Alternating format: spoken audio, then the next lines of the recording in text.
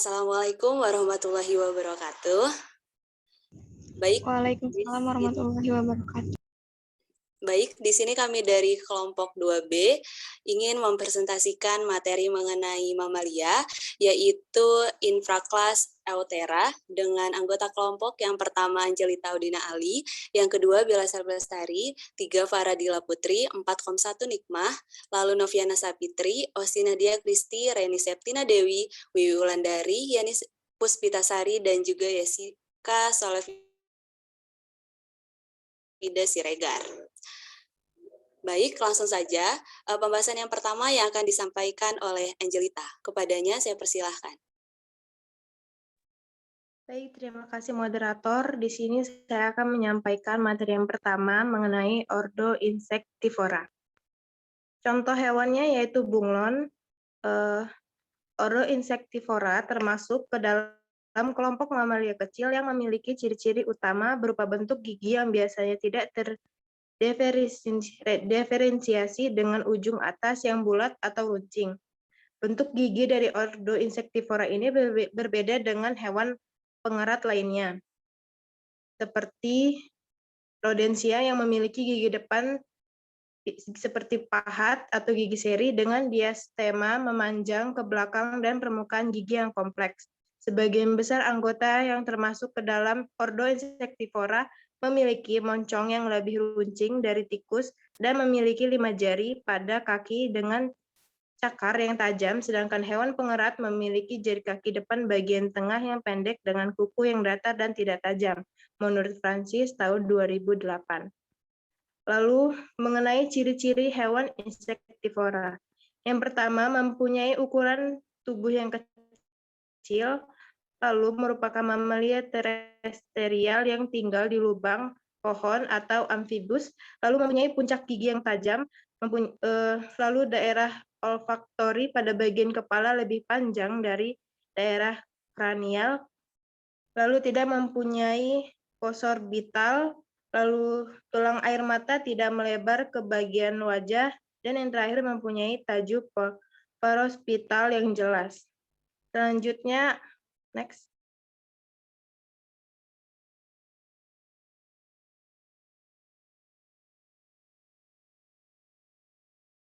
Selanjutnya, ciri khusus dari Ordo Insectivora. Dapat merubah warna dirinya sesuai dengan tempat dia berdiam yang biasanya disebut dengan mimikiri. Kemampuan ini membantu bunglon untuk menghindari musuh atau mengecoh musuh. Yang pertama itu kemampuan mata bisa berputar sehingga dapat melihat ke segala arah.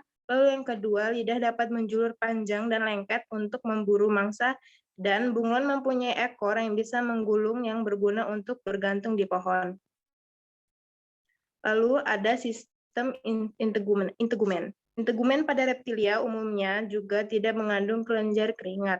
Lapisan terluar dari integumen yang menanduk tidak mengandung sel-sel saraf dan pembuluh darah. Bagian ini mati dan lama-lama akan mengelupas. Permukaan lapisan epidermal mengalami keratinisasi.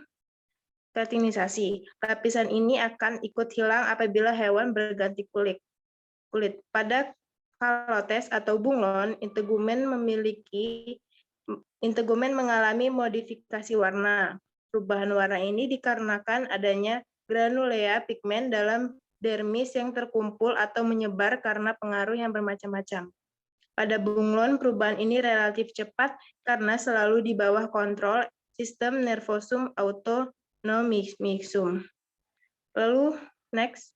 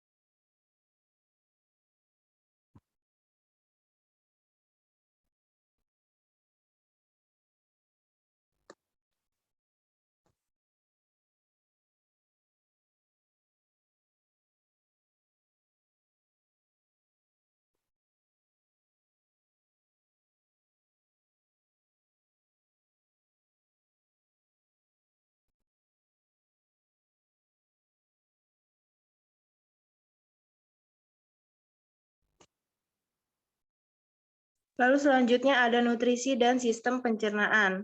Makanan bunglon liar, yaitu terdiri dari capung, lalat, kupu-kupu, ataupun ngengat. Lalu makanan pada bunglon kecil terdiri dari ulat, belalang kecil, cacing morio, jangkrik kecil, serta buah-buahan dan juga sayur-sayuran seperti tomat, mangga, wortel, dan juga daun bayam. Sistem pencernaan pada bunglon diawali mulut, esofagus, lambung, usus halus, usus besar, dan terakhir kloaka. Sekian dari saya kembalikan ke moderator. Baik, terima kasih kepada Angel yang telah memaparkan materinya. Lalu yang selanjutnya kita akan membahas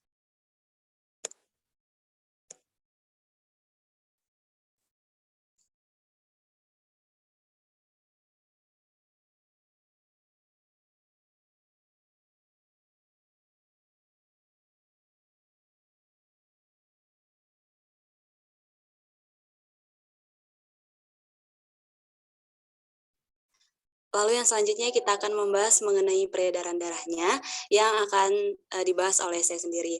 Nah, jadi peredaran darah pada reptil itu terbagi menjadi pembuluh nadi, paru-paru, dan juga serambi. Darah yang telah menyebar ke seluruh tubuh jenis hewan reptil ini akan masuk kembali ke serambi kanan sebelum masuk ke jantung kembali. Pembuluh nadi yang ada di paru-paru di mana sebelumnya membawa darah dari bilik kanan yang membawa CO2 dari seluruh tubuh. Nah, pada saat masuk ke paru-paru, darah yang mengandung kadar CO2 itu akan dibuang dan seketika juga CO2 akan diganti dengan O2 yang berguna bagi tubuh reptil. Lalu, darah yang mengandung oksigen tersebut akan masuk ke dalam jantung menuju serambi kiri. Nah, berikut merupakan gambar atau siklus peredaran darah pada reptil. Lalu yang selanjutnya yaitu termoregulasi dan sistem saraf pada reptil. Nah, lapisan terluar kulit bunglon itu kan transparan. Nah, di bawahnya ada beberapa lapisan kulit yang bernama kromatofor. Nah, kromatofor di setiap lapisan ini memiliki kandung dengan berbagai jenis pigmen warna. Di lapisan jenis mengandung melanofor, ada sel yang disebut dengan iridofor. Nah, itu berisi pigmen warna biru yang memantulkan cahaya biru dan juga putih. Lapisan di atasnya lagi adalah saktopores dan eritopores. Itu mengandung pigmen warna kuning dan juga merah. Umumnya itu pigmen tersimpan di dalam kandung kecil pada setiap pertahanan diri yang lain, yaitu kandung udara di paru-parunya. Dengan adanya kantung ini, bunglon mampu untuk bertahan di dalam air dalam waktu yang lama untuk menggelembungkan tubuhnya dengan tujuan menakut-nakuti musuhnya. Lalu yang selanjutnya yaitu membahas mengenai ordo Macrocelidae atau sengi. Nah, di sini dia memiliki ciri umum yaitu memiliki rambu di seluruh tubuhnya, terdapat gigi, memiliki kuku atau cakar, mempunyai organ tubuh yang lengkap untuk bergerak, berlari, dan juga melompat, memiliki kelenjar susu, melahirkan, dan memiliki kelamin yang terpisah antara jantan dan juga betina. Adapun ciri khususnya, yaitu perbedaan antara ordo Macrocelidae dengan ordo yang lain adalah ordo Macrocelidae ini memiliki hidung yang menyerupai belalai gajah. Saat mencari makan, mereka menggunakan hidung panjang yang menyerupai belalai gajah untuk membalik serasah daun dan menggali lubang tempat tinggal serangga tanah. Contohnya seperti rayap, semut. Nah, tidak hanya itu, tikus gajah juga memakan kumbang, lipan, dan serangga lainnya. Saat serangga sudah berada di dekatnya, maka tikus gajah akan menjulurkan lidah panjang untuk menggapai serangga tersebut. Lalu di sini ada sistem integumennya, yaitu tubuh sengi penuh dengan kelenjar aroma. Di pangkal ekor, telapak kaki, dada, di belakang telinga, di sudut mulut, dan di daerah genital dan di ubur. Yang dengannya mereka menandai wilayah. Pada mencong sengi yang panjang itu terdapat kelenjar aroma yang dapat menghirup aroma mangsanya. Saat tidak mencari makan, sengi terus menggerakkan mancongnya dengan gerakan melingkar yang tenang dari pangkalnya, mencari aroma. Nah, saat mencari makan, sengi menjulurkan mancongnya ke dalam celah-celah atau serasa daun, menggelus-elus makanan. Lubang hidung terletak di ujung depan mancong. Vibrise sensorik panjang atau kumis muncul dari dasar mancong. Lalu materi selanjutnya yaitu mengenai sistem pencernaan pada sengi. Nah, saluran pencernaan sengi ini termasuk cesium atau analog dengan usus bantu pada manusia. Organ ini telah sedikit dipelajari dari Macrocelidae dan mungkin tidak berfungsi di semua spesies. Pada spesies di mana ia berfungsi, sekum penuh dengan bakteri yang memecah selulosa dalam materi tanaman yang tertelan. Sekum fungsional adalah warisan lain dari diet herbivora murni nenek moyang sengi. Sekum beberapa spesies sengi juga dapat digunakan untuk menyimpan air selama bulan-bulan pada suhu yang panas dan juga kering. Nah, adapun sistem peredaran darahnya yaitu sistem peredaran darah sengi berpusat di jantung, sama seperti sistem peredaran darah pada mamalia lainnya. Sistem peredaran darah sengi ini, sistem peredaran darahnya tertutup, karena jantung sengi terdiri dari 4 ruang, yaitu 2 atrium dan juga 2 ventrikal. Adapun sistem sarafnya yaitu sengi memiliki sistem saraf berupa indera pencium, penglihatan, dan pendengaran yang berkembang dengan baik dan sangat selaras. Sebagai besar, spesies memiliki cincin pusat di sekitar setiap mata, telinga besar dibanding dan kepala, dan pada spesies Elypatulus, bola pendengaran hampir membesar. Untuk meningkatkan kemampuan pendengarannya, hewan yang sudah akut. Cangkang otaknya relatif besar dan lebih kompleks daripada insektivora berukuran sama. Adapun termoregulasinya, yaitu sengi bersembunyi dalam sarangnya pada saat suhu rendah. Beberapa sengi, seperti sengi Afrika Utara, dapat menyesuaikan metabolisme dan aktivitasnya pada perubahan lingkaran dengan mati suri ketika suhu atau ketersediaan makanan di lingkungan rendah. Baik, mungkin sekian penjabaran dari saya, dan penjabaran yang selanjutnya akan disampaikan oleh rekan saya, yaitu Farah. Kepada Farah, saya persilahkan. Baik, terima kasih. Selanjutnya saya akan menjelaskan mengenai ordo Dermopetra, yaitu kubung Sunda. Ciri umumnya Dermopetra yaitu mamalia yang punya selaput layang yang terbentang di seluruh tubuh. Selaput layang berupa kulit tipis ini terdapat pada leher sampai ke ujung ekor. Selaput layang ditutupi rambut yang tipis dengan warna coklat keabuan. Kaki depan dan belakangnya terdapat cakar yang tajam. Cakar ini berguna untuk memegang dan mencekram dahan pohon. Mereka mempunyai gigi yang sangat kecil. Gigi serinya mirip seperti sisir untuk menyuapi anak, dan grooming untuk menjaga kebersihan tubuh. Lalu Dermopetra punya taring yang tajam dan geraham lebar yang menyusui, mengandung berdarah panas, berbulu, dan memiliki moncong yang panjang.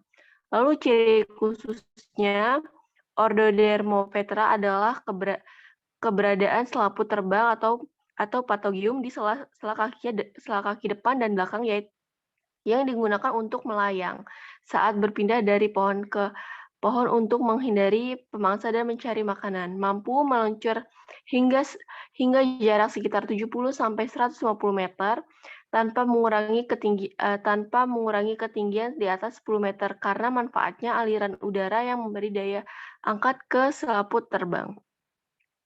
Selanjutnya,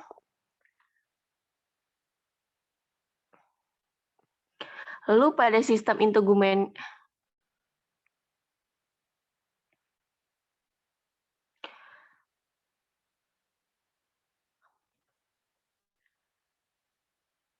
balik bel.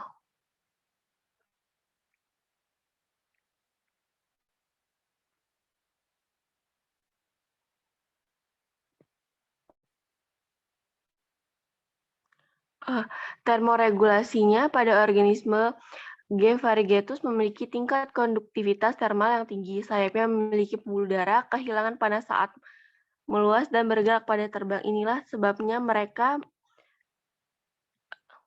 hilang panas saat meluas dan bergerak saat mereka terbang. Inilah sebabnya mereka menghindari melakukannya di siang hari agar tidak terlalu panas tubuh mereka karena radiasi mataharinya. Atau sphincter di dekat arteri yang membentuk jaringan pembuluh darah yang terletak di tepi potagium. Ketika mereka terbang, darah yang mengandung oksigen mengalir melalui jaringan.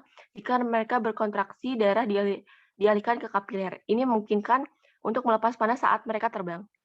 Baik, selanjutnya akan saya kembalikan kepada moderator. Baik, terima kasih kepada Farah yang telah memaparkan materinya. Dan selanjutnya pemaparan materi akan disampaikan oleh Komsatun. Kepadanya saya persilahkan. Baik, terima kasih Bella. Di sini saya akan memaparkan materi mengenai Ordo Chiroptera, yaitu kelelawar. Ciri umum yang dimiliki yaitu dada dan bahunya besar, pinggul dan kaki ramping karena biasanya tidak menopang berat badan apapun. Bentuk sayap diatur oleh panjang relatif lengan bawah dan jari-jari. Sangat bervariasi. Dalam adaptasi terhadap karakteristik terbang, selaput sayap terdiri dari 2 lapisan kulit, umumnya berpigmen gelap dan tidak berbulu. Di antaranya tentu saja pembuluh darah dan saraf. Untuk ciri khususnya yaitu kelelawar beraktivitas di malam hari. Tingkah laku hidupnya tidak banyak diketahui manusia. Sebagai satwa malam, kelelawar mempunyai potensi sebagai penyerbuk dan penghasil buah, penghasil pupuk, pembasmi serangga hama, dan tidak jarang mampu mengintai dan melalap mencit sawah atau mencit rumah tikus, dan menyebarkan biji.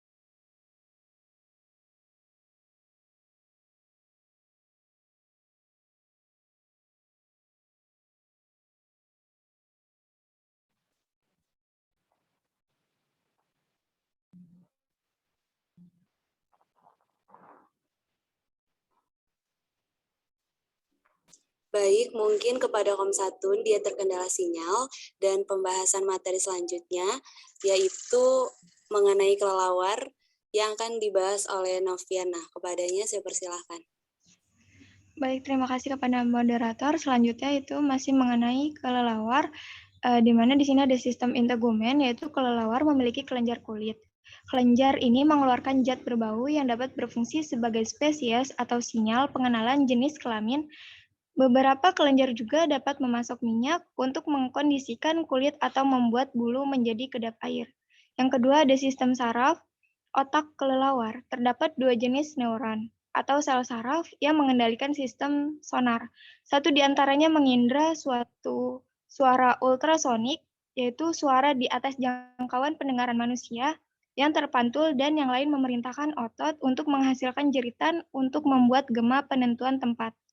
Kedua neuron itu bekerja dalam suatu kesesuaian yang sempurna sehingga penyimpangan amat kecil sekalipun di dalam sinyal yang terpantul akan memperingatkan sinyal berikutnya dan menghasilkan frekuensi jeritan senada dengan frekuensi gema. Yang ketiga itu ada peredaran darah, di mana kelelawar memiliki sistem peredaran darah yang efisien. Mereka tampaknya menggunakan racun yang sangat kuat, kontraksi berirama dari otot-otot dinding vena. Pada sebagian besar mamalia, dinding pembuluh darah memberikan resistensi pasif, terutama mempertahankan bentuknya saat darah terdeoksigenasi mengalir melaluinya. Tetapi pada kelelawar tampaknya secara aktif mendukung aliran darah kembali ke jantung dengan tindakan pemompaan ini. Next, Bel.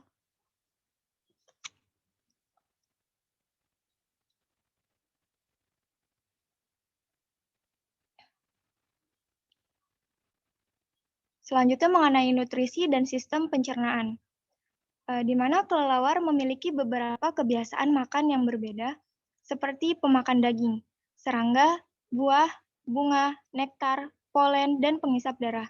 Ini menurut Kunz dan Fenton tahun 2003. Menurut Minati dan kawan-kawan pada tahun 2017, pada pengamatan morfologi saluran pencernaan pada Ordo Chiroptera spesies Cynopterus brachycotis mirip seperti mamalia lainnya, terdiri dari esofagus, lambung, dan usus. Esofagus berupa saluran pendek dengan diameter lebih kecil dari saluran usus dan 1/3 posterior esofagus terdapat faring. Selanjutnya, termoregulasi. Saat aktif sepenuhnya, kelelawar memiliki suhu tubuh sekitar 37 derajat Celcius atau 98,6 derajat Fahrenheit. Meskipun beberapa kelelawar mempertahankan suhu tubuh yang cukup merata, sejumlah besar mengalami kenaikan atau penurunan. Banyak kelelawar vesper dan kelelawar tapal kuda dan beberapa kelelawar ekor bebas menurunkan suhu tubuh mereka ke suhu lingkungan. Setelah itu, segera setelahnya mereka beristirahat. Kondisi ini disebut heterotermi. Oleh karena itu, kelelawar heterotermik biasanya bertengger di tempat-tempat terpencil yang menawarkan perlindungan. Seringkali di celah-celah pada kelelawar heterotermik, satu atau lebih sistem sensorik dan otak tetap sensitif pada suhu rendah dan memulai produksi panas yang diperlukan untuk gairah.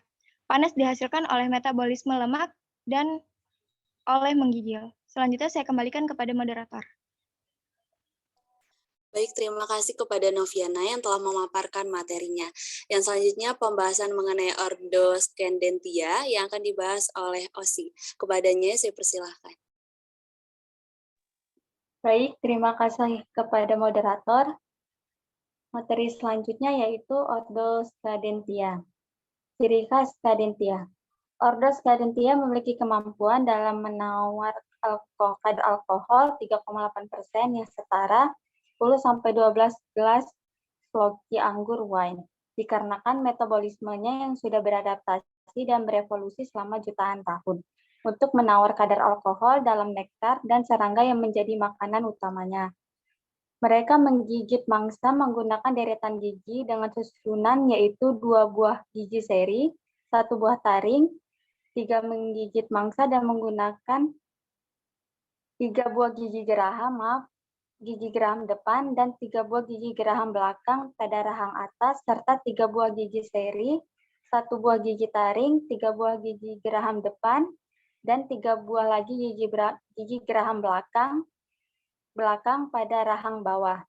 Ordo Scandentia termasuk hewan arboreal yaitu dapat memanjat pohon hingga ketinggian 20 meter dengan hidup secara berkelompok antara 10 sampai 18 ekor. Dalam berkembang biak, Ordo Scandentia kawin pada awal musim hujan dengan masa mengandung sekitar 45 sampai 50 hari dan melahirkan 3 ekor anak dalam sarang di dalam batang pohon. Anakan Scandentia akan mencapai masa matang seksual pada usia 4 bulan. Hewan dalam Ordo Scandentia memiliki angka harapan hidup mencapai 12 tahun. Contoh dari ordo ini antara lain tupai akar malam, tupai moncong besar, tupai kecil, tupai tanah, dan tupai indah. Next.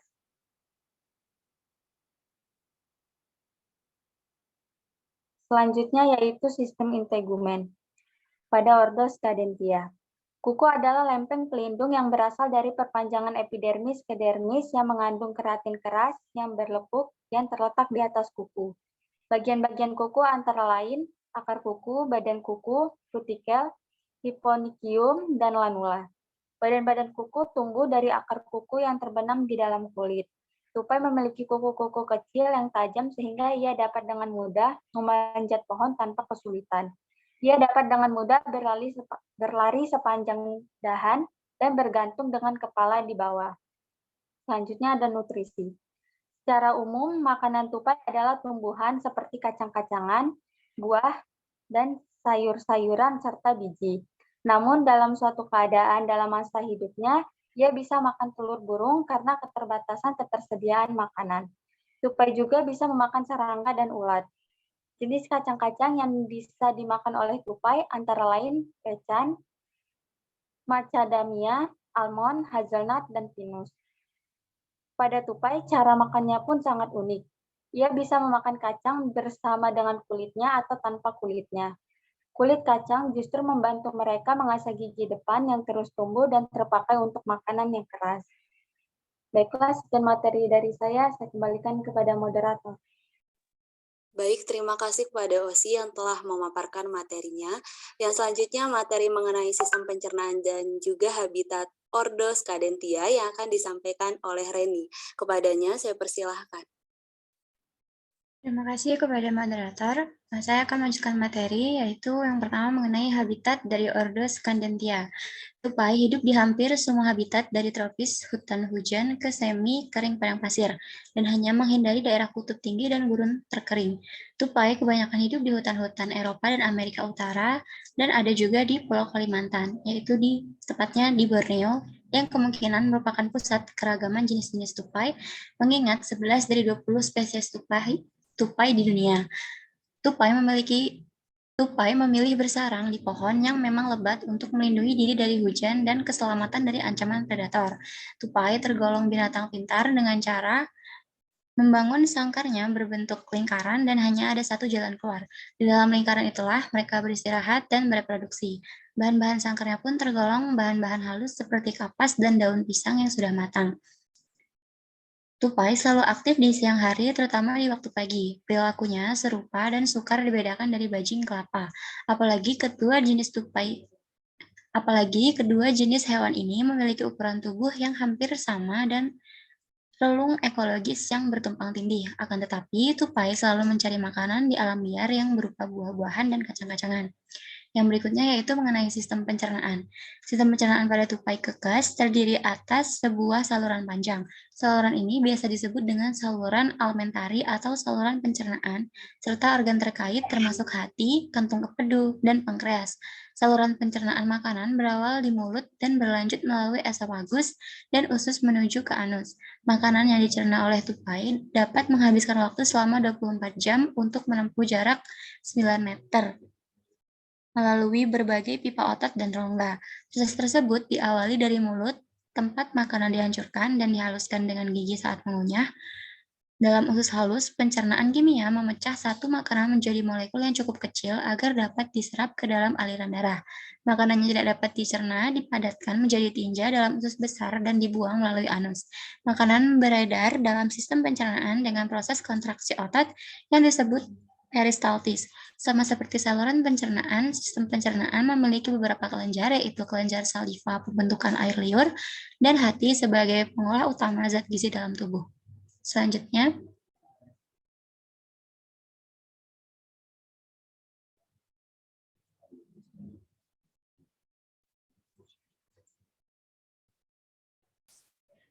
mengenai sistem sirkulasi darah. Jantung tupai berbilik 4 sama seperti mamalia lainnya yang mempunyai 2 atria dan 2 ventrikel yang terpisah secara sempurna. Terdapat sirkulasi ganda atau sirkuit sistemik dan pulmoner. Pengiriman oksigen ke seluruh tubuh akan semakin meningkat karena tidak ada percampuran darah yang kaya akan oksigen dengan yang miskin oksigen. Jadi lebih sempurna dari reptil. Sebagai hewan endotermik, tupai memerlukan lebih banyak oksigen per gram bobot tubuhnya dibandingkan dengan vertebrata lain dengan ukuran tubuh yang sama. Yang berikutnya yaitu sistem saraf. Tupai secara general memiliki tingkat perkembangan yang lebih tinggi dari kelas lain. Cerebrum berukuran lebih besar jika dibandingkan keseluruhan bagian otak. Cerebellum juga berukuran lebih besar dan berlobus lateral 2 buah. Lobus opticus ada 4 buah, yang mana setiap bagian lateralnya dibagi oleh alur transversal menjadi lobus anterior dan posterior. Otak encephalon terdiri dari beberapa bagian yang hampir sama dengan vertebrata yang lain seperti prosencephalon, lobus opticus, cerebellum, dan medulla oblongata. Yang berikutnya yaitu mengenai peredaran darah. Ketika tupai tidak bergerak, tubuh binatang kecil ini akan dengan cepat kehilangan panas dan mudah membeku. Oleh karena itu, selama tidur, tupai akan melilitkan ekornya yang berbulu tebal ke tubuh dengan kencang. Ekor tupai bagaikan sebuah mantel, yang mana di hari-hari yang dingin, ekornya akan melindungi mereka dari kebekuan. Sekian materi yang dapat saya sampaikan, saya kembalikan kepada moderator. Baik, terima kasih kepada Reni yang telah memaparkan materinya. Yang selanjutnya yaitu pembahasan mengenai Ordo Primates yang akan disampaikan oleh rekan saya yaitu Sylvia. Kepadanya saya persilahkan. Baik, terima kasih kepada moderator. Materi selanjutnya akan saya bacakan yaitu Ordo Primates. Untuk ciri umumnya, bentuk jari yang lebih besar dan panjang dengan 5 jari dilengkapi kuku, bukan cakar, yang bertujuan untuk memudahkan dalam memanjat dan untuk mendapatkan makanannya. Biasanya setiap melahirkan hanya satu anak dan memiliki kelenjar susu pada betina dengan plasenta yang terhubung dengan dinding rahim. waktu perkembangan yang lama baik saat maupun sesudah dilahirkan, dan memiliki jumlah anak yang sedikit. Namun, kemampuan hidup biasanya tinggi. Ordo Primates memiliki mata yang berorientasi ke depan sehingga memungkinkan penglihatan secara binokuler. Ordo Primates memiliki proporsi ukuran otak yang relatif lebih besar terhadap ukuran tubuhnya. Contoh dari Ordo Primata yaitu simpanse, gorila, orangutan, dan monyet. Untuk ciri khususnya, dari Ordo Primates ini memiliki warna rambut keabu-abuan hingga coklat kemerahan dengan wajah berwarna abu-abu kecoklatan serta jambang di pipi berwarna abu-abu. Terkadang terdapat jambul di atas kepala dengan hidungnya yang datar dan ujung hidung yang menyempit. Dengan mata binokular, hidung, pipih, dan nostril pendek saling berdekatan atau kondisi Katarhini. Gigi seri berbentuk seperti sekop, gigi taring tampak jelas, dan gigi molar bertipe bilopodon. Lalu untuk panjang tubuh tanpa ekor antara 40-47 cm dan panjang ekornya 50-60 cm. Next. Untuk sistem integumennya, pada Ordo Primates itu yaitu memiliki kelenjar kulit. Dermis membentuk sebagian besar kulit mamalia yang terdiri dari asosiasi serat jaringan ikat, terutama kolagen dengan substansi dasar bahan mukopolisakarida yang dapat menahan sejumlah air dalam domainnya. Kelenjar kulit mamalia terdiri dari 3 jenis utama. Terkait dengan folikel rambut adalah kelenjar sebaseous yang mensekresi minyak serta kelenjar tubular yang menghasilkan sekresi berair. Fungsi utama kelenjar kulit adalah menghasilkan bau untuk komunikasi seksual atau sosial. Kelenjar sebase disebut holokrin karena sekresinya melibatkan disintegrasi lengkap sel-selnya, yang terus-menerus diganti ekrin karena sel-selnya tetap utuh selama sekresi. Kelenjar ekrin terjadi pada kulit berbulu hanya pada manusia dan beberapa primata, tetapi kelenjar alas kaki yang meningkatkan gesekan dan dengan demikian dapat mencegah tergelincir pada banyak spesies mamalia yang memiliki jenis yang serupa. Untuk sistem pencernaan dan nutrisi, secara umum primata adalah omnivora, yang menjadikan makanan utama primata dapat dibagi menjadi nabati, yaitu buah-buahan, bunga, daun, kacang-kacangan, kulit kayu, empulur, biji-bijian, rumput, batang, akar, dan umbi-umbian. Serta hewan yaitu burung, telur burung, kadal, tikus kecil, dan kelelawar, serangga, katak, dan krustasea. Sebagian besar makaka fascicularis atau monyet ekor panjang memakan biji-bijian maupun buah-buahan yang ada di hutan sehingga turut berperan dalam penyebaran biji-bijian tersebut. Primata memiliki naluri terhadap makanan yang perlu dimakan, dan hal ini mempengaruhi tingkah laku makan mereka. Pada umumnya, hewan primata adalah omnivora atau pemakan hewan dan tumbuhan. Makanan harus diolah melalui serangkaian proses fisiologi mulai dari menelan atau ingesti, mencerna atau digesti, menyerap sari makanan atau absorpsi, dan pengeluaran sisa-sisa makanan atau defekasi. Next. Selanjutnya, sistem peredaran darah. Pada Ordo Primata, sistem peredaran darahnya tertutup, di mana peredaran darah menuju ke seluruh tubuh atau jaringan yang melalui pembuluh darah. Pada sistem peredaran darah tertutup, terdapat pembuluh darah arteri, vena, dan kapiler. Sistem peredaran darah tertutup bertekanan tinggi sehingga aliran darahnya deras. Ini karena peredaran darah tertutup dipompa dengan jantung sejati. Aliran darah yang disalurkan melalui pembuluh darah juga dikendalikan oleh katup-katup. Untuk sistem sarafnya pada Ordo Primata yaitu ada penglihatan yang pada umumnya mamalia memiliki kedua batang dan reseptor kerucut di retina mereka. Jenis panjang gelombang pendek atau biru dan jenis panjang gelombang menengah panjang berwarna merah atau sampai hijau. Pengecualian yang sejauh ini diketahui adalah beberapa spesies nokturnal. Untuk integrasi sarafnya, elaborasi sentuhan dan penglihatan melengkapi indera penciuman, pendengaran, dan rasa. Semua impuls sensorik yang mencapai pusat kortikal dari sistem saraf, pusat diarahkan melalui area asosiasi untuk pengkondisian seolah-olah sebelum mencapai sisi efektor atau sisi output, di mana respon yang sesuai dimulai di sel-sel korteks motorik. Untuk otaknya, primata memiliki otak yang relatif besar dalam kaitannya dengan ukuran tubuh mereka. Selanjutnya ada termoregulasi. Beberapa primata memiliki kemampuan untuk menurunkan suhu tubuh. Tingkat metabolisme meningkat sebagai respon terhadap suhu yang lebih rendah sebagai mekanisme untuk menghasilkan lebih banyak energi dan akibatnya lebih banyak panas. Sekian pemaparan dari saya kembalikan kepada moderator. Terima kasih. Baik, terima kasih kepada Sylvia yang telah memaparkan materinya. Yang selanjutnya yaitu pembahasan mengenai ordo polidota yang akan disampaikan oleh Wiwi. Kepadanya saya persilahkan.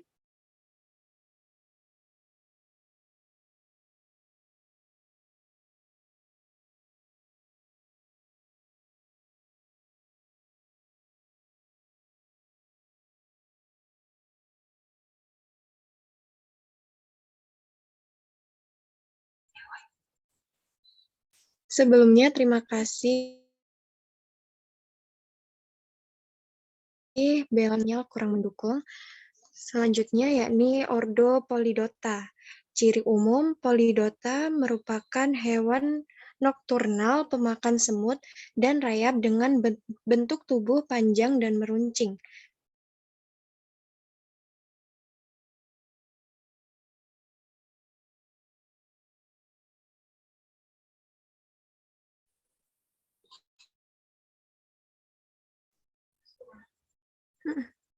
Mereka memiliki penutup tubuh yang unik yang terdiri dari sisik yang sangat tumpang tindih yang bergerak dan bermata tajam. Karena ini mereka juga dikenal sebagai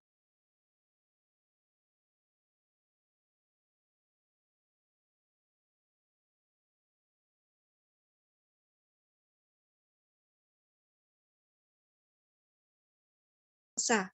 Kemudian, ciri khasnya keberadaan sisik keras di seluruh tubuhnya dengan ukuran diameter sekitar 40–65 mm dan memiliki ketebalan sekitar 6–10 mm.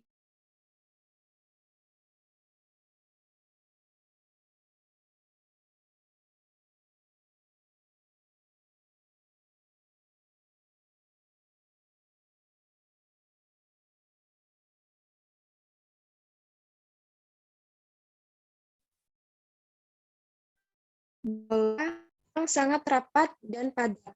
Selain itu, memiliki kelenjar unik di dekat anus yang berguna untuk menyemprotkan aroma menyengat untuk mengusir mangsa. Salah satu contohnya hewan polidota adalah tenggiling Jawa.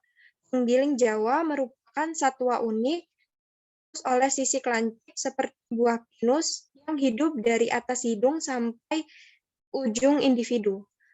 Nutrisi dan kebiasaan. Tenggiling menggunakan indera penciumannya untuk menemukan rayap dan sarang semut dengan menggali serangga dari gundukan dengan cakar mereka dan menggunakan lidah mereka yang sangat panjang untuk memakan.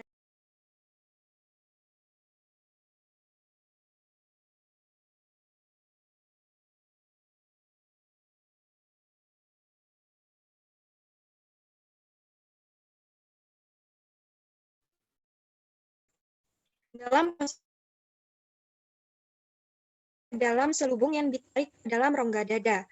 Kelenjar ludah besar melapisi lidah panjang dengan lendir bergetah yang menempel pada semut dan rayap. Kemampuan penciuman tenggiling lebih baik dibandingkan dengan kemampuan penglihatannya. Makanan utama dari tenggiling adalah semut dan rayap. Next, Bella.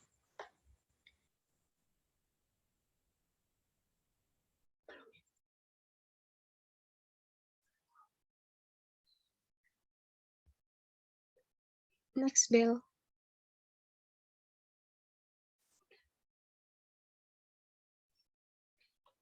Sistem integumen. Berdasarkan pada tidaknya rambut, kulit dibedakan menjadi kulit berambut dan kulit tidak berambut. Kulit berambut umumnya terdapat di permukaan tubuh kecuali di telapak kaki dan tangan. Modifikasi rambut adalah sisik tunduk yang menutupi tubuh manis javanica atau tenggiling. Kumis, kucing, dan kula pada badak. Pada armadillo memiliki sisik dermal yang berambut. Sisik tunduk dan cula merupakan hasil fusi dari beberapa rambut. Berkas rambut yang tersusun pada cula lebih banyak, sehingga lebih tebal. Tubuh tenggiling tertutup sisik yang tersusun overlapping, seperti atap genteng. Bagian ventral tubuh mulai kepala sampai daerah perineum tidak tertutup sisik, tetapi ditumbuhi rambut-rambut kecil yang relatif jarang. Sisik berupa Indukan kulit yang terbentuk dari lapisan epidermis. Kepala berbentuk kerucut, matanya kecil, dan daun telinga sederhana. Kemudian sistem peredaran darah pada terenggiling. Jantung terenggiling Jawa berbentuk oval dengan bagian ujung apek tumpul.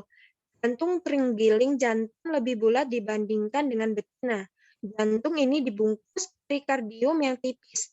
Ruang ventriculus sinister lebih luas dengan dinding septum interventrikular yang tebal.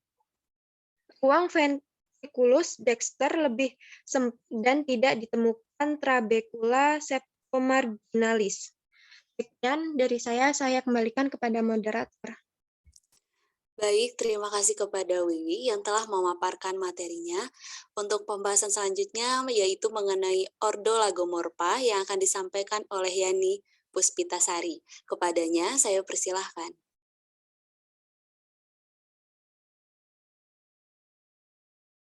Baik, terima kasih kepada saudara moderator yang telah mempersilahkan saya. Selanjutnya yaitu mengenai Ordo Lagomorpha. Ciri dari Ordo Lagomorpha diantaranya yang pertama yaitu mempunyai incisivus kedua atau biasa disebut pectit yang terletak tepat di belakang gigi incisivus depan. Incisivus selalu tumbuh sepanjang hidupnya. Sebagian besar merupakan herbivora. Lalu salah satu cirinya juga terdapat rostral fenestration, lalu memiliki ekor pendek, memiliki mata meninggi di sisi kepala, telapak kakinya berambut.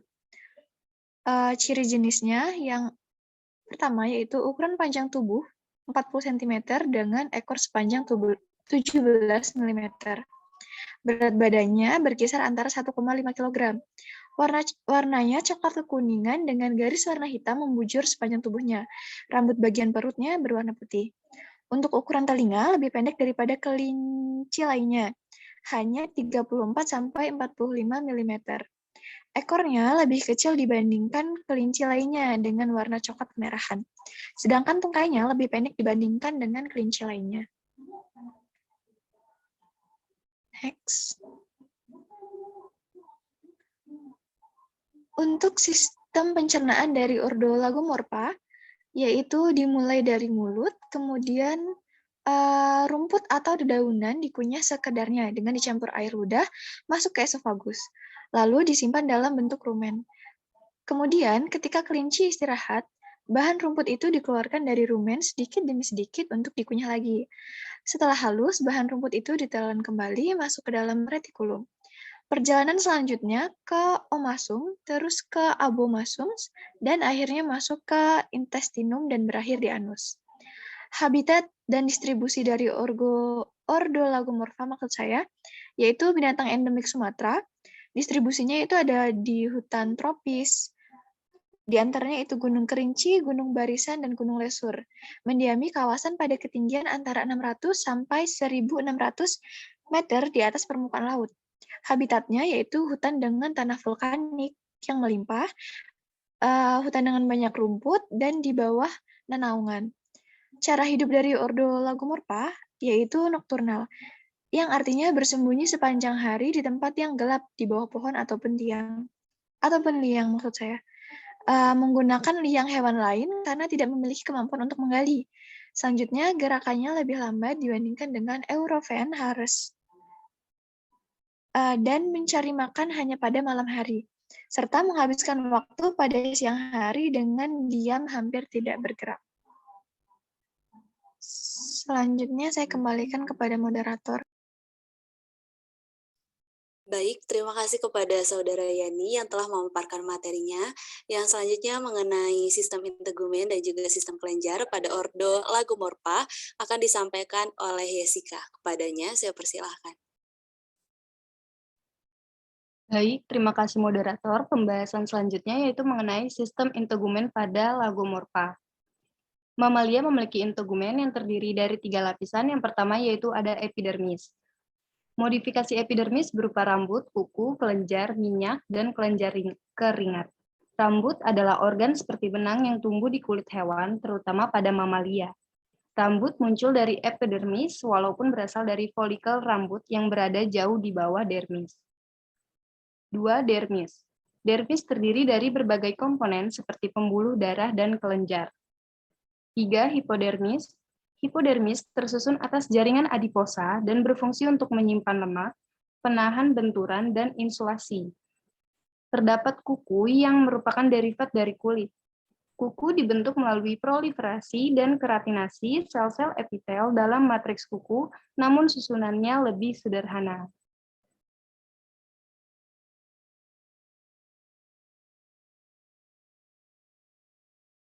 Selanjutnya yaitu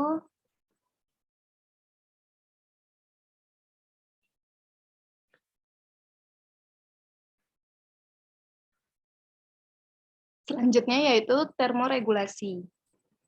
Ordo Lagomorpha merupakan hewan homoiter, di mana hewan homoiter merupakan hewan yang suhu tubuhnya selalu konstan atau tidak berubah sekalipun suhu lingkungannya berubah. Kembali ke slide sebelumnya, Bella.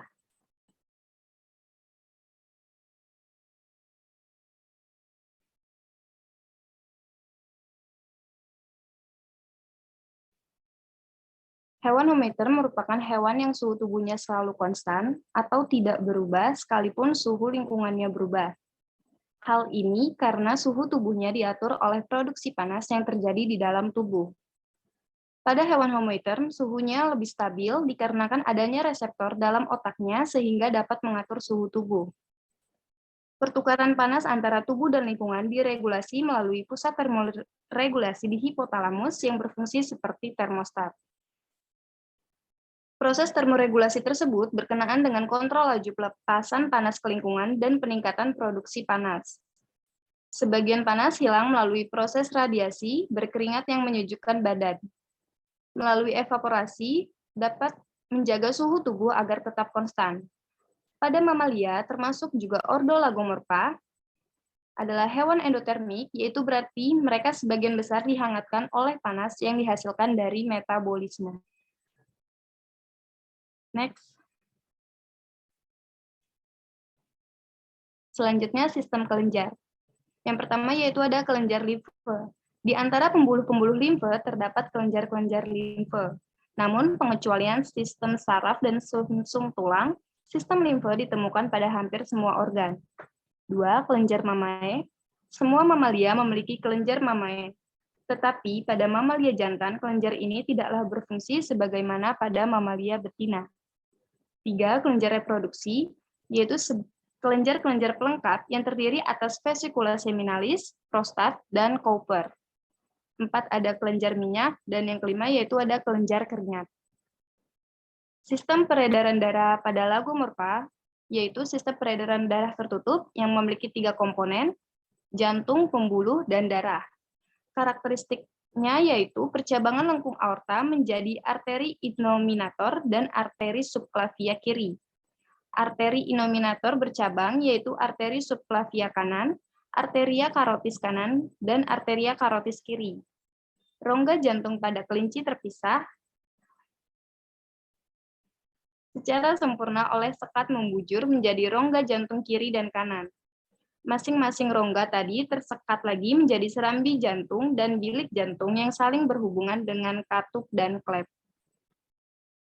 Cukup sekian pemaparan dari saya kembalikan ke moderator. Baik, terima kasih kepada Jessica yang telah memaparkan materi yang terakhir. Oke, sekian dan demikian presentasi dari kelompok 2B. Lebih kurangnya kami mohon maaf dan semoga bisa bermanfaat. Kami akhiri. Wassalamualaikum warahmatullahi wabarakatuh. Waalaikumsalam. Waalaikumsalam warahmatullahi wabarakatuh.